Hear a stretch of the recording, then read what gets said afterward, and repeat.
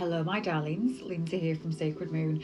I wanted to jump on with just a really quick kind of introduction into trauma bonds, and if you are watching this, it's probably because there's been something in the past or present where you are in a trauma bond situation.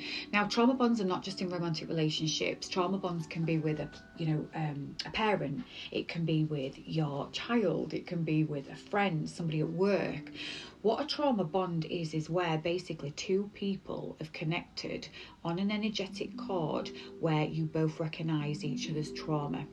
So usually what you find is an empath will be drawn to somebody who's a taker.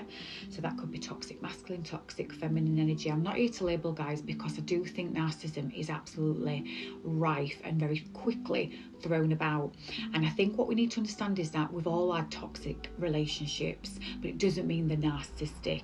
I actually was in a relationship with a diagnosed narcissistic individual that obviously I took myself away and did the healing, and yeah, but not everybody who is showing toxic traits means you're narcissistic. So just be aware of that, because unless they get fully diagnosed as a narcissist, don't just label them as a narcissist, because toxic relationships are bad enough as they are. But personally, a narcissist actually wants to hurt you. That is the difference between toxic masculine and toxic feminine. It's just passed on trauma that they've not yet brought light to, and they're just projecting it onto other people. But a narcissist wants to hurt you. That's the difference.